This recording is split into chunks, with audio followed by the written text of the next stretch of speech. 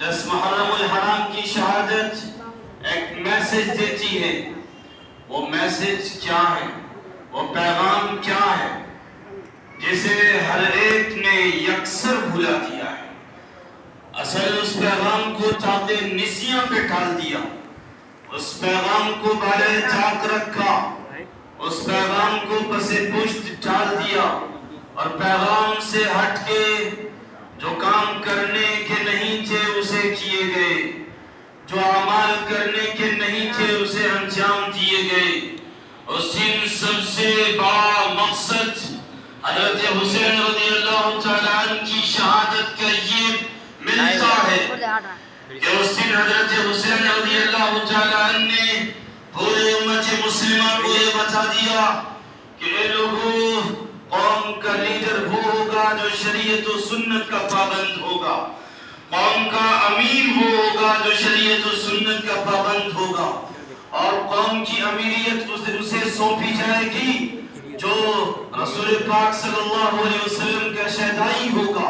اور حضرت ابوبکر و عمر و عثمان رضی اللہ تعالیٰ عنہم اجمعین کی گدی اسے دی جائے گی، اور ان کا مقام و مرتبہ اسے دیا جائے گا جو شریعت و سنت کا پابند ہوگا. جنگ اسی بات کی تھی کہ یزید اس گدی پہ جس پہ رسول کبھی بیٹھا کرتے تھے، کبھی ابوبکر و عمر و عثمان رضی اللہ تعالیٰ عنہم اجمعین بیٹھا کرتے تھے، اس پہ اب یزید بیٹھنے چلا تھا جو کہ شریعت و سنت کا پابند نہیں تھا، جن کی زندگی میں بے شمار خرافات تھے، جن کی زندگی شریعت و سنت سے دور تھی. ایسے وقت میں حضرت حسین رضی اللہ تعالیٰ عنہ نے کہا میں اپنے نانا کی گدی پہ ایسے شخص کو کبھی براجمان ہونے نہیں دوں گا جو شریعت و سنت کا پابند نہیں ہوگا. اور یقیناً اسی کی وجہ سے حضرت حسین رضی اللہ تعالیٰ عنہ میدان کربلا کو آتے ہیں. آپ کی نیت جنگ کی نہیں ہوتی ہے، آپ کی نیت ارادے کو دیکھنے کی ہوتی ہے، آپ کی نیت ماحول کو بھانپنے کی ہوتی ہے، آپ کی نیت کوفیوں کے ارادے کو جانچنے کی ہوتی ہے. اس لیے کہ کوفہ والوں نے آپ کو بے شمار خطوط بھیجے تھے، اتنے خطوط بھیجے تھے کہ ان خطوط کو خچروں پہ لادا جاتا تو بھی ایک دو خچر کم پڑ جاتے، اتنے خطوط آئے تھے. اسی وجہ سے حضرت حسین رضی اللہ تعالیٰ عنہ کوفہ کی طرف چلتے ہیں اور میدان کربلا سجتا ہے. وہی میدان کربلا جہاں حضرت حسین رضی اللہ تعالیٰ عنہ جامِ شہادت نوش فرماتے اور لوگوں کو پہلا پیغام دیتے کہ جو شریعت و سنت کا پابند نہیں ہوگا اسے کوئی ذمہ داری نہیں دی جائے گی. اور جو دوسرا پیغام، سب سے بڑا پیغام اس امت مسلمہ کو، اس قوم کے جیانوں کو، اس قوم کے نوجوانوں کو دیتے ہیں، وہ پیغام یہ دیتے ہیں کہ اے لوگوں، نماز کسی بھی حالت میں نہیں چھوڑی جائے گی، نماز کسی بھی حالت میں معاف نہیں ہوگی. حضرت حسین رضی اللہ تعالیٰ عنہ نماز کا وقت قریب آتا ہے، حضرت حسین رضی اللہ تعالیٰ عنہ وضو فرماتے ہیں، اور وضو فرمانے کے بعد اب نماز کے لیے کھڑے ہوتے ہیں تو دشمنان اسلام جو آپ کے خون کے پیاسے تھے، جو آپ کے دشمن تھے، جو آپ کو قتل کرنے کے در پہ تھے، جو آپ کی شہادت چاہتے تھے، وہ سب کے سب آپ کے نماز کے بیچ میں آڑ میں آتے ہیں، وہ سب آپ پہ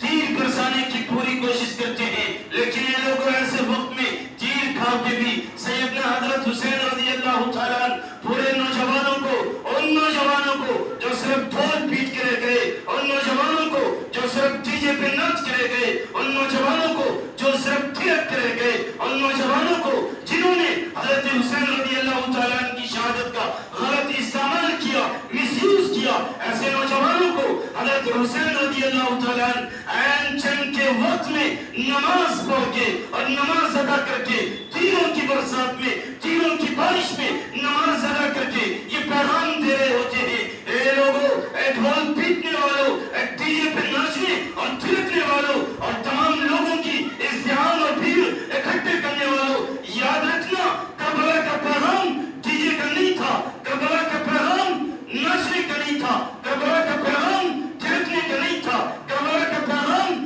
بھیڑ اکٹھا کرنے کا نہیں تھا، کربلا کا پیغام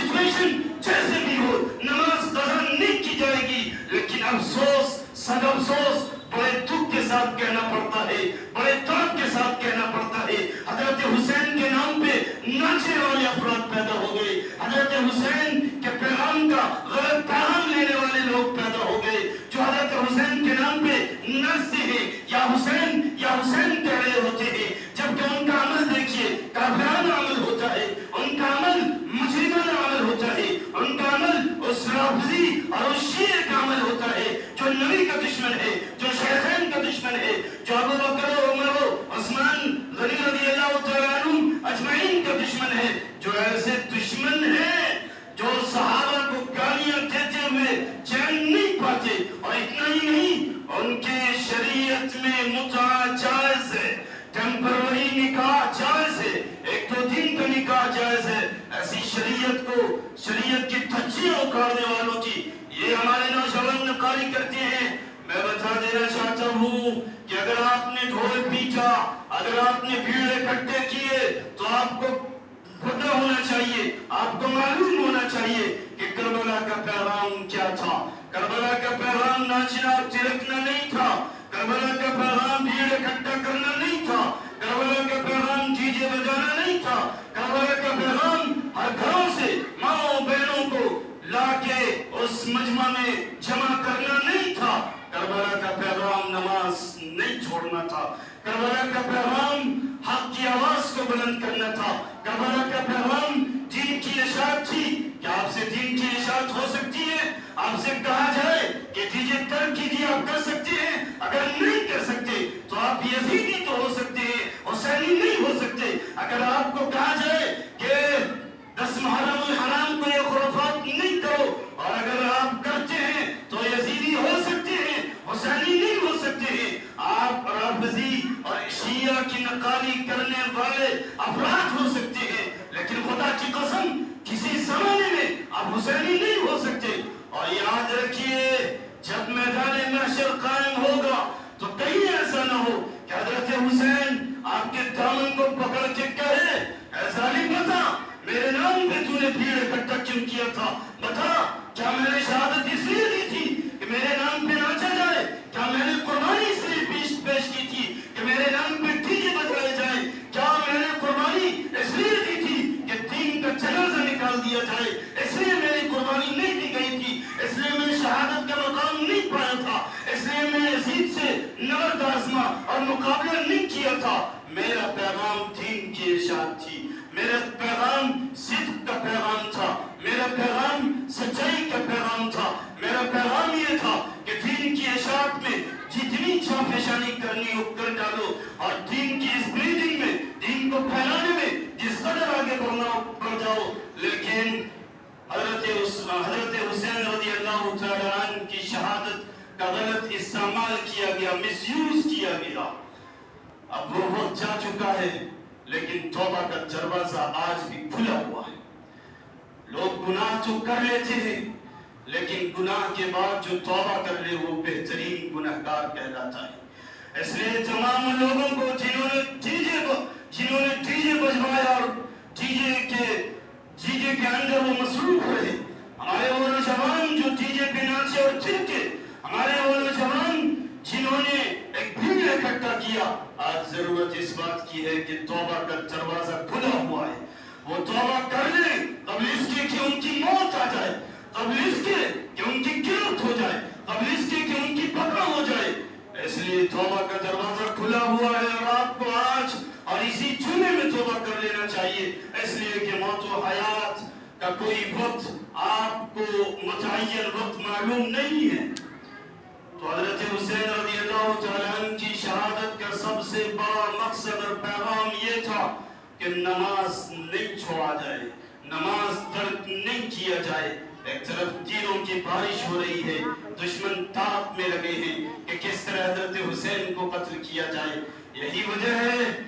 वजह है कि शरीयत मोहम्मदिया में, लेकिन अफसोस इन लोगों ने ढोल बजाते हुए नमाज छोड़ा है, इन लोगों ने डीजे बजाते हुए नमाज छोड़ा है, इन लोगों ने नाचते और थिरकते हुए नमाज छोड़ा है, जबकि ज़ोहर की अज़ान हो चुकी थी 10 मुहर्रम हराम को, और ये डीजे में मसरूफ थे, ये बाजे में मसरूफ थे, ये नाचने और थिरकने में मसरूफ थे। हर नमाज़ें और رمضان کا وقت گزرتا چلا گیا اور یہ شیطانی پیغام میں مصروف رہے، یہ ابلیسی نظام میں مصروف رہے، یہ شیعہ اور رافضی کے نقاری میں مصروف رہے۔ اس لیے نوجوانوں، توبہ کا دروازہ کھلا ہے، توبہ کر لو اور آئندہ سال سے شریعت محمدی کا صحیح استعمال کرو اور شہادت حسین رضی اللہ تعالیٰ کا صحیح